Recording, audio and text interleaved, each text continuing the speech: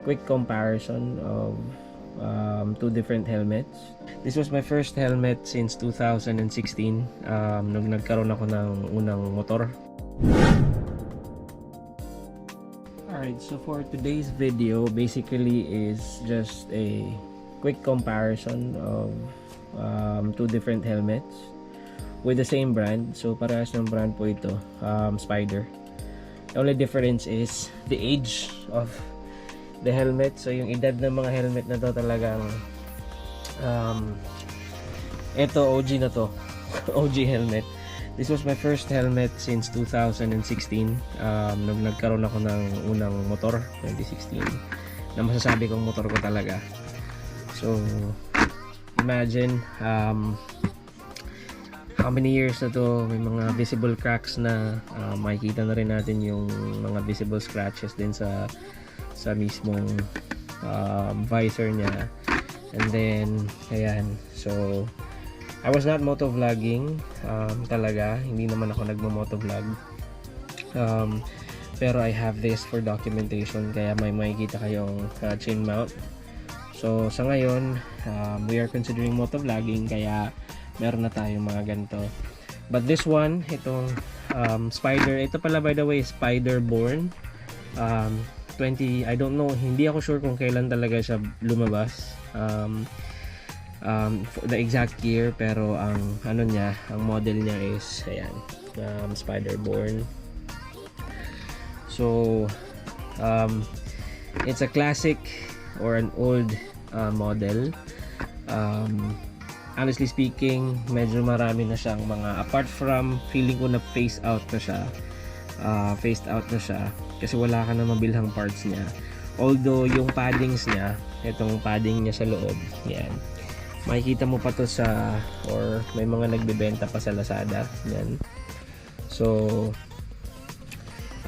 all goods pa, pero ang nahirapan talaga ako is itong visor niya, kasi wala na talaga akong mahanapan. Kahit sa ang Spyder official distributor, wala na akong mahanap. So naging challenge talaga siya. And ayun nga, yung kaya naging ano to, smoked visor, kasi binigay sa akin ng kapatid ko na regalo. Kasi yung talagang clear lens niya na visor is talagang gasgas na rin, bugbog na rin yung clear lens niya. So ito na yung niregalo, and then from then hindi ko na siya napalitan. So ganyan na ang itsura niya. So it's really a decent helmet, honestly. I mean, maganda siya kasi it served its purpose. Awa ng Diyos, wala naman tayong accidents dito sa helmet na to. So although yun nga, talagang may edad na siya, and then kailangan na talaga niya palitan kasi mga katodo, tandaan natin, ang helmet po ay nag-e-expire. So pag expired na, parang ang shell life lang ng helmet supposedly is 5 years. So pag nag-expire na, dapat na siyang palitan. Alright, so I'm gonna do a vlog using this old helmet. Just a quick vlog lang, ang difference nila kapag sa motovlogging. And then ito po ang pinakabago natin, ang ating Spyder Fury naman, na sobrang natuwa po ako talaga, honestly, kasi apart, the big difference silang dalawa apart from their age is that ito, napakagaan niya. Hindi siya yung premium talaga na top of the line helmet, pero compared to the old helmets, ito mabigat siya. And then this one is magaan siya. So yun yung difference. Kaya nagulat ako, medyo malaki yung relief na naramdaman ko nung ito yung sinuot ko, in comparison na may nakalagay na mounted action camera. So magaan siya. Apart from that, I have the option, the luxury na papalit-palitan natin ng lenses, kasi up to date, and then it's on the market yung Spyder Fury. So at any official Spyder distributor ng na store, makakahanap ka ng mga visor. Anti-scratch yung visor, pinlock ready. Dito sa kabila wala, so hindi siya pinlock ready, kaya ma-fog siya. And then ito makikita nyo, dual visor na rin siya. So yun ang pinakamalupit kasi first time kong magkaroon ng helmet na dual visor talaga, kasi wala pa tayong helmet na ganun. Buksan natin. Ayan. So ayan, dual visor na. Ito wala. So single visor lang to. So ayan. Ito dual visor na. Meron siyang iridium lens, free, pero I prefer na clear kasi most of the rides na gagawin naman natin mga katodo is panggabi. So it serves its purpose, kaya rin ako nagpalit kasi ito nga wala na akong clear visor.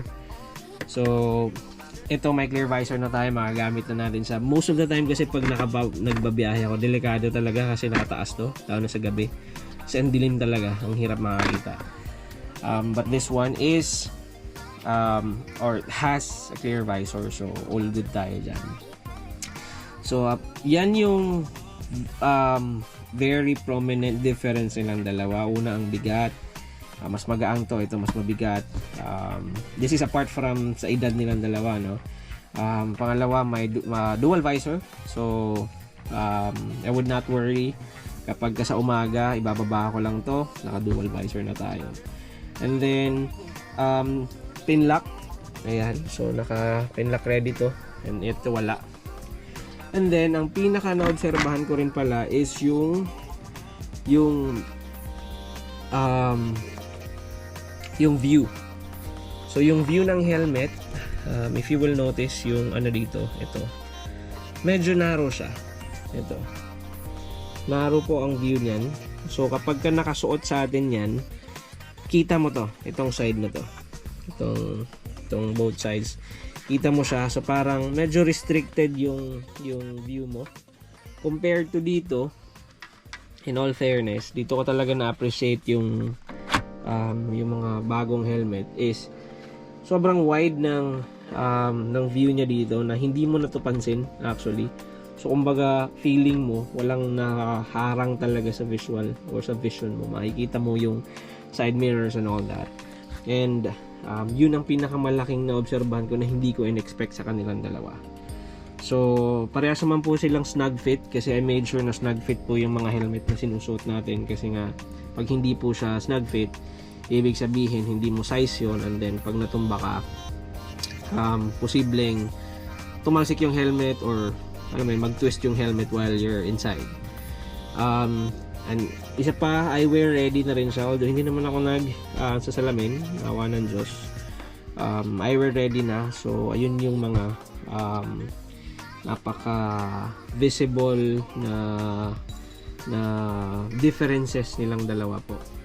So I'm gonna do a separate review, or sa susunod na vlog natin ipakikinggan natin kung ano yung anong itsura, ano yung feel, yung wind noise compared sa dalawa, kasi may ma-share ako din based on the experience as an owner na ng Spider Fury ngayon. So medyo may malaking advantage, disadvantage sa kanilang dalawa when it comes to riding and when it comes to mounted na mga action camera. Alright, so on the next vlog, abangan nyo, i-compare natin yung dalawa, yung difference ng old helmet 2016 Spider-Born to 2023 Spider Fury. Alright, so maraming salamat, stay tuned, and if you're not yet subscribed to our channel, please don't forget to click subscribe at yung bell button natin para ma-inform ka kapag may bago tayong uploads. And also don't forget to share the video, comment, and I'll see you in the next vlog. Thank you. Peace out.